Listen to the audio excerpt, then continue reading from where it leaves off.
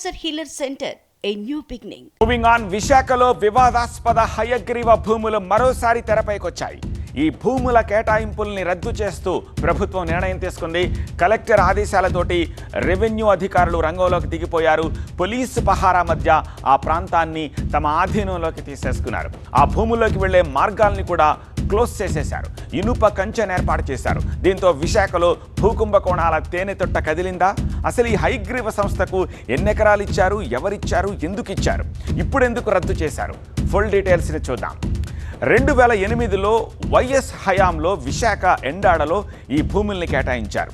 12.5 ఎకరాలు, 12.51 ఎకరాలని హయగ్రీవ అనే సంస్థకు అప్పటి సర్కార్ ఈ భూముల్ని కేటాయించింది. 10% భూమిలో, అంటే ఇచ్చిన భూమిలో 12.51 ఎకరాల్లో 10% భూమిలో అనాథ వృద్ధుల శరణాలయాన్ని నిర్మించాలని కండిషన్ పెట్టారు.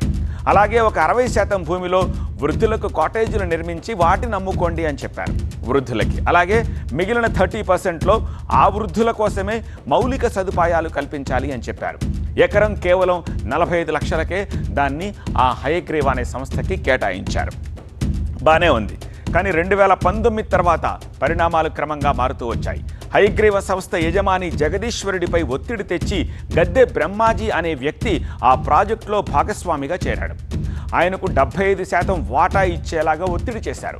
అనంతరం ఆ భూమిని మాజీ ఎంపీ ఎంవీవీకి అత్యంత సన్నిహితుడైన ఆడిటర్ జీవీకి ఈ బ్రహ్మాజీ జీపీఏ చేసేశారు.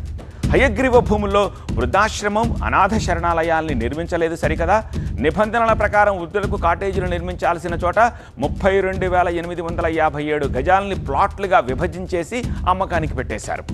2023లో అధికారులు ఆగమేఘాలపై ఈ హయగ్రీవ ప్రాజెక్టుకు ఒకే ఒక్క రోజులోనే తుది అనుమతులన్నీ ఇచ్చేశారు. హయగ్రీవ సంస్థ అక్కడ నిర్మాణ ప్రాజెక్టులను కూడా చేపట్టేసింది.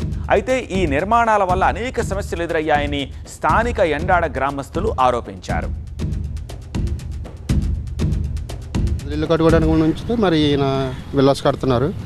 మాకు ఇలాగ దారి అని కూడా చెప్పారు సార్. ఒక 5 అడుగుల దారి ఉంటుంది, మీరు ఇలాగ వెళ్ళడానికి మాకు ఇలా చెప్పారు సార్. మేము కూడా ఏదో ఉండడానికి నివాసాలు కట్టుకున్నాం, చిన్న చిన్న ఇల్లు కట్టుకున్నాం సార్. కట్టుకుంటే మరి ఇప్పుడు మన ఆ దారి కోసం మాకు చాలా ప్రాబ్లం పెట్టారు సార్. 5 అడుగుల దారి అన్నారు, దారి లేదు మాకు. ఇప్పుడు మేము ఎలాగెళ్ళి పెన్షన్ పోలీలు కూడా వేశారు సార్ ఒక 3 నెలల మందులో. ఇబ్బందే సార్. మెయిన్ మాకు అసలు కావాల్సింది ఇక్కడ ఈ 2 ఇళ్ళకి తోయలు, అదంతా లైనే సార్. ఇది తోవ కోసం చాలా వరకు అడుగుతున్నాం. అడిగితే మేము ఫస్ట్ మాకు వెళ్ళవలసింది ఇటు నుంచి తోవ అనేసి అంటే ఇది క్లోజ్ చేశారు సార్. క్లోజ్ చేసి అందరూ మాట్లాడేసరికి ఇస్తారు అనేసి ఓ మాట ఇచ్చారు సార్. అయితే రాష్ట్రంలో కూటమి ప్రభుత్వం అధికారంలోకి వచ్చిన తర్వాత హయగ్రీవ అధినేత జగదీశ్వరుడు పోలీసులను ఆశ్రయించారు. ఎంవీవీ, జీవీ, గద్దె బ్రహ్మాజీలపై 2024 జూన్లో ఆయన ఫిర్యాదు చేశారు. తనను భయపెట్టి ఎంఓయూ పేరిట ఖాళీ కాగితాలపై సంతకాలు చేయించేసుకుని 500 కోట్ల విలువైన భూములు లాగేసుకున్నారని ఆరోపిస్తూ ఆయన ఫిర్యాదు చేశారు.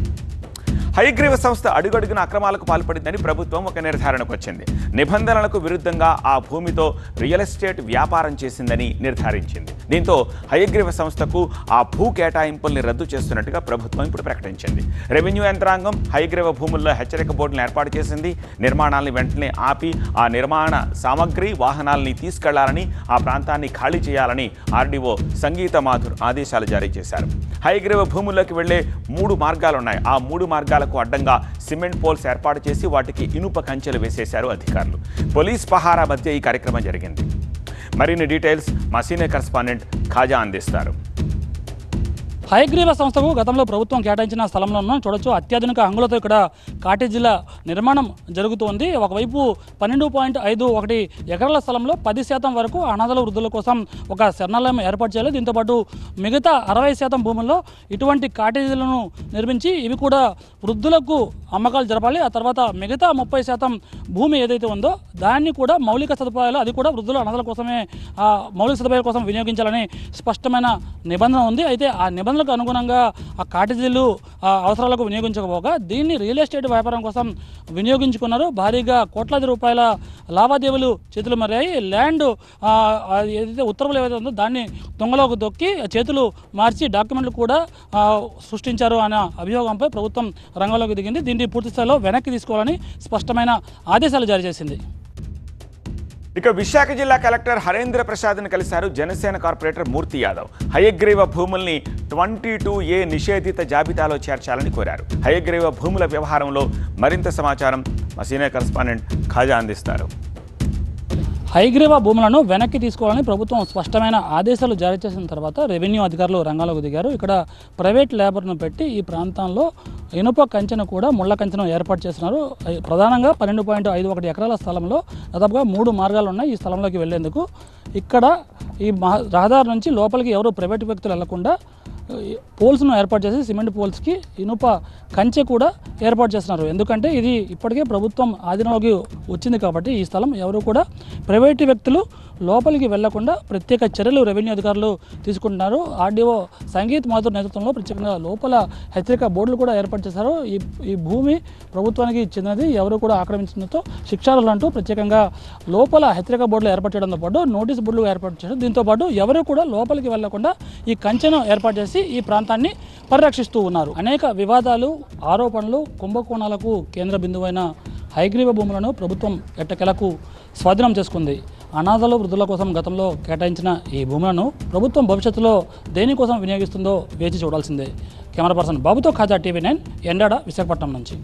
ఇక ఈ హయగ్రీవ భూముల విలువ 250 కోట్లకు పైనే ఉంటుంది. కానీ ఆ భూముల్లో నిర్మించిన భవనాల నిర్మాణాలతో కలుపుకుని దాని విలువ 1000 కోట్ల వరకు ఉంటుందని అంచనా వేస్తున్నారు. అయితే హయగ్రీవ భూములపై ప్రభుత్వం సీరియస్ యాక్షన్ తీసుకోవడంతో ఇక దస్పల్లా, NCC వంటి భూముల్లో కూడా అనేక కుంభకోణాలు జరిగాయని ఆరోపణలు ఉన్న నేపథ్యంలో వాటిపై కూడా ప్రభుత్వం దృష్టి సారించే అవకాశం ఉందని ఇప్పుడు జోరుగా చర్చ సాగుతోంది.